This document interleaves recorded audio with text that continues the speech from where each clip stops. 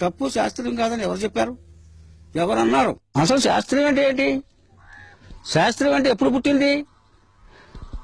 ఈ తపలాలు గాని, డోలక్కులు గాని, మృదంగాలు గాని ఇవన్నీ ఎప్పుడు పుట్టి పుడితే మహా అయితే ఒక 100 సంవత్సరాలు లేదా 200 సంవత్సరాలు ఉంటది. కానీ డప్పు ఎప్పుడు పుట్టింది? మనిషి పుట్టినప్పుడు పుట్టింది డప్పు. తపలాలు, డోలక్కులు, మృదంగాలు, ఇన్స్ట్రుమెంట్లు అన్ని మీ వినోదాని కోసం వాడుకున్నారు తప్ప సమాజానికి పనిచేయలే. డప్పు ఏం చేసింది?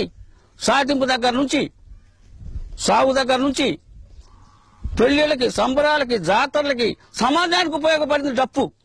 శాస్త్రం అని వాళ్ళు పేరు పెట్టుకు వాంచుకునే జతులు కూడా మేము డప్పు మీద వాయించగలము.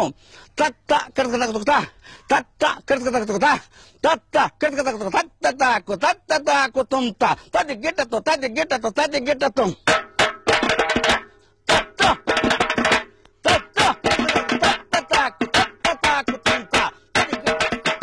మాదిగలకే కాదు, మాదిగ కళారూపాలకు అంటరానితనాన్ని అంటకట్టారు మనువాదులు. జను జనుతా జను జనుతా జను జనుతా తిరగడతా,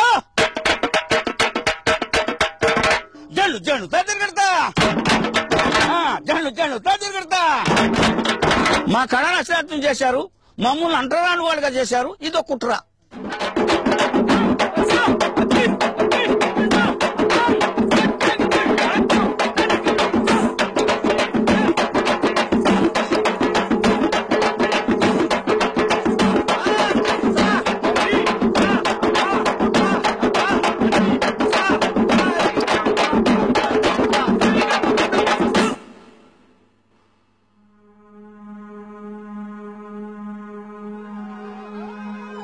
నేను సృష్టిని, నేను విధ్వంసనాన్ని, మండుతున్న శ్మశాన వాటికను, నేను అంతాన్ని, కరిగిపోతున్న రాత్రిని.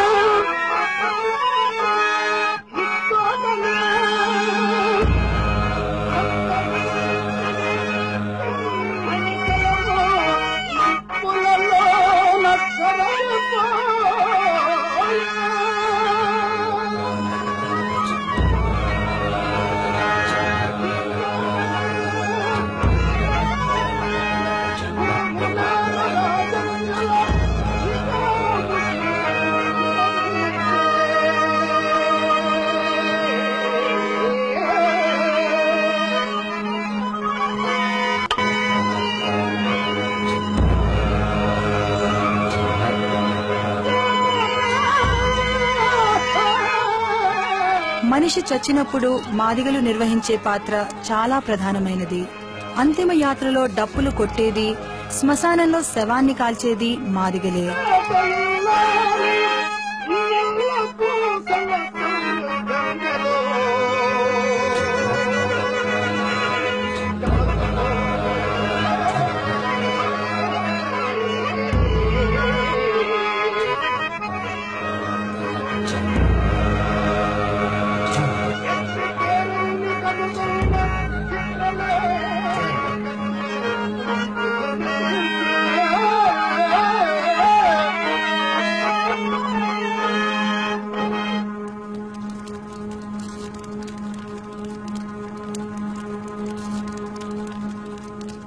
మా తాత తండ్రుల కాంచి కూడా నా వృత్తిది తల్లి, తండ్రి, పిల్లలు మొత్తం వాళ్ళు బాధించి వాళ్ళ దారిని వాళ్ళు పోయారు. చివరిలోకి ఉండి మనం పంపించేది నేనే.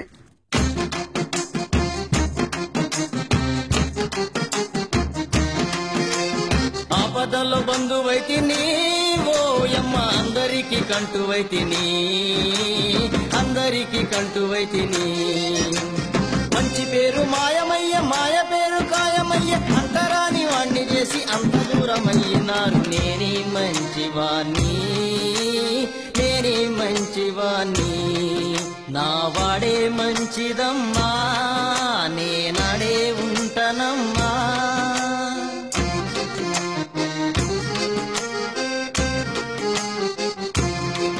నా వాడకి నేను పోతా, మా బడికి చేరుకుంటా.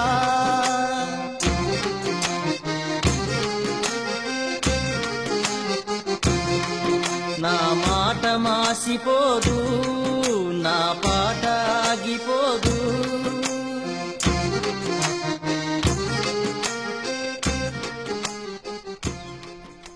నేను క్షతగాత్రుణ్ణి, అవమానుతిని గుండెల్లో ఎక్కి ఎక్కి ఎగిసిపడే శోకాన్ని, వెలివేయబడ్డవాని ఆత్మలో రగులుకుంటున్న ఆత్మగౌరవాన్ని. నేను చెప్పులు చేసినాం, డప్పులు కొట్టినాం, అన్నిటికీ మేము పనికొచ్చినాం. సాగుకు గాని, పెళ్లికి గాని, ఏర్ల కొలుపుకి గాని మా మాదిరిలో అన్ని పనులకు పనికొచ్చినాం. ఇంత చేసి మేము అంటరాని వాళ్ళం ఎట్లయినాం. ఈ జన్మ కంటే మేము మరొక జన్మలో దున్నపోతై పుట్టడం కూడా మంచిది అనిపిస్తుంది.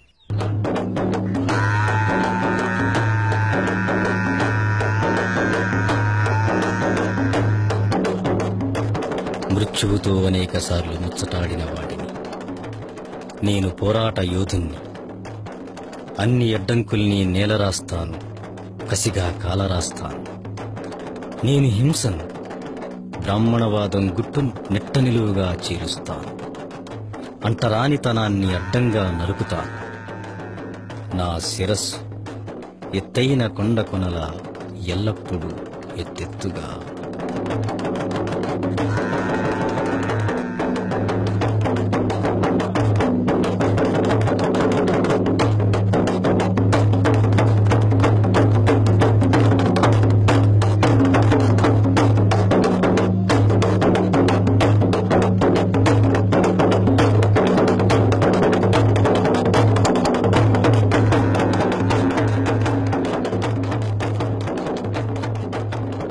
అందరికీ బతకటం మాత్రమే తెలుసు కానీ మాకు సాగు తెలుసు, సాగు చేయటం తెలుసు.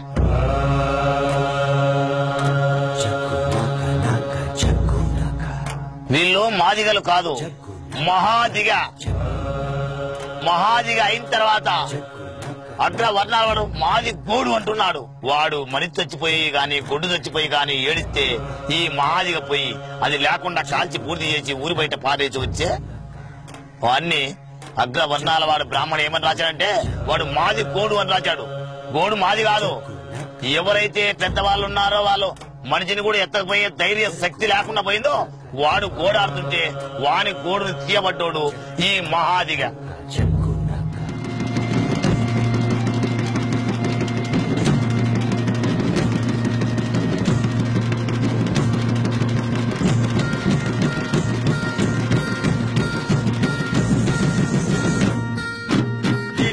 మాదిగన్నా మాయన్న డప్పు మీద దరువులయ్యారు మాయన్న.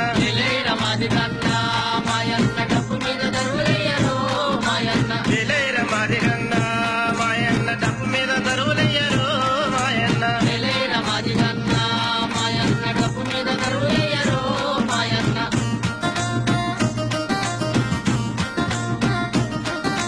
నలుపు రంగు మెరుపులు మాయన్న, తిరుమల్లి నవ్వులు మండేటి సూర్యునికి మాయన్న, కూడ చెప్పుడు పుట్టిస్తూ మాయన్న, చిరుతాకు పులుపును మాయన్న, చిరుతపులి పరుగును. మాదిగన్నా మాయన్న డప్పు మీద దరువులయ్యారు మాయన్న.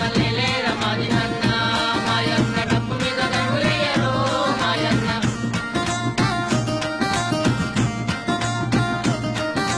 కొట్టుతోలు వలసకొచ్చి మాయన్న, పొయ్యనేమో కుదురు చేసి మాయన్న, తప్పుగా మలిచి నువ్వు మాయన్న, ఒక్కొక్క దరు వేస్తే మాయన్న, పసివాడు చిందులేస్తాడు మాయన్న, చచ్చుతాడు లేచి వస్తాడు. మాదిగన్నా మాయన్న డప్పు మీద దరువులయ్యారు మాయన్న. మాదిగన్నా మాయన్న డప్పు మీద దరువులయ్యారు మాయన్న.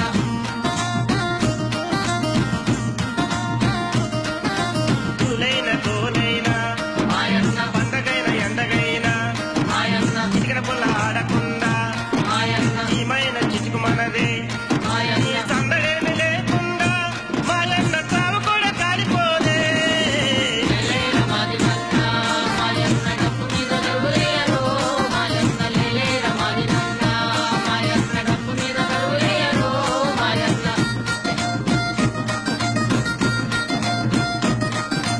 ఆసాది మాదిగన్నరా మాయన్న, కాలుతుంది రంకె వేసే మాయన్న, గుట్టలను తిరుగుకుంటూ మాయన్న, దుక్కుకుంటూ వస్తున్నాడు మాయన్న, ఉయ్యడి పొలేసుకుంటూ మాయన్న, పొద్దురాజు వస్తున్నాడు.